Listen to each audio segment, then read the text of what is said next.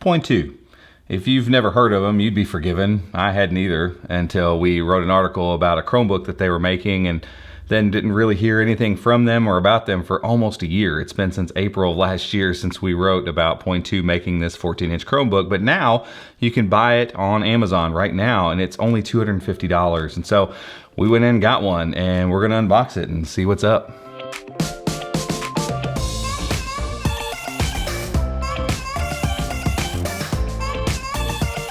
But before we get into the box, this video is brought to you by NordVPN. They are the VPN of choice for millions and millions of people because they're frankly the best, and it's what we use as well. You can use it on a Chromebook, on Android, on iOS, on just about anything. It'll keep your browsing secure and private whenever you are at home or on the road. If you'd like to learn more about them, go to chromeunbox.com/NordVPN and you can get started today. All right, now that we got that out of the way, let's see what's in this box, because this has been a device that specifically Gabriel has been kind of pining after for a little while. And you know, we assumed it was going to be around $300. So what's really cool is it's $250 on Amazon right now. So there's not a ton of Chromebooks you can get for $250. If it's even basically okay, it's a great deal, honestly. We're looking at the MediaTek 8173. So if you remember the R13 from Acer, it's that chipset. It's also the same chipset that's in a few from Lenovo as well. Gets along pretty well. We'll check it out, obviously, for the review and really get benchmarks and all that kind of stuff out of the way. But you should expect a little bit better performance than you get out of the Rockchip devices. So the Acer Chromebook Tab 10, the original Samsung Chromebook Plus. It's going to move along a little faster than that. 4 gigs of RAM. I can't remember the storage on this, and it didn't say on the box either. So let's just crack it open and find out what's in it. I don't know a whole lot about the company Point 2. Like I said, a $250 Chromebook's a $250 Chromebook, so that's why we wanted to check it out. Oh, check this out. So in here you get an SD card adapter.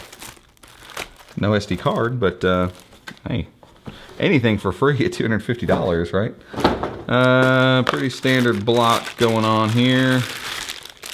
So USB Type-C charging, that's a plus again. These types of things in a $250 Chromebook, you just got to be happy with just about anything you get. So we're looking hopefully to see a mostly aluminum build here. Yeah, so you get a kind of brushed aluminum. Think, I don't know, like a couple generations ago, Asus's kind of employed this same kind of brushed aluminum look. Hopefully you can kind of see that on the cameras. I kind of tilt that around. We'll look at it on the front too. Same finish on the bottom. So it looks like kind of plastic around the edges. And then that nice brushed aluminum. Just pretty handsome looking device. Reminds me a little bit of the Dell Chromebook. I don't remember the model number on it. 13-inch Chromebook that came out from Dell about 3 years ago, 2.5 years ago, something like that. But this is a 14-inch model, full HD. Looks pretty good, and their logo looks pretty sweet on here. I mean, overall, decent looking package here. You got that full size SD card slot there, a full size USB-A. Looks like to be a 3.0. HDMI port, we don't see those very often anymore. And then the USB-C for charging. We'll have to check in the review if that actually gives you any kind of display out, because if it does, you get a unique option here that you would have an HDMI out, and then you could maybe do a display port out over here and actually run 2 monitors if the chipset can handle that. Over here, just Kensington lock and headphone microphone jack. Nothing along the front or the back, and speaker grills kind of down and outward to the side, so we'll see how those sound. I can already tell you right now, you can probably see that already starting to pick up fingerprints pretty well, which is kind of a bummer. You know, brushed aluminum a lot of times doesn't pick up fingerprints too badly, so a little bit of a bummer that looks like to be the case. And I just washed my hands before we started, if you need to know. Let's open this thing up. Yeah, same thing here. So we got that same aluminum, cold to the touch, so it's definitely aluminum, not plastic. Glass display. It doesn't feel like the highest quality glass here, but a glass display.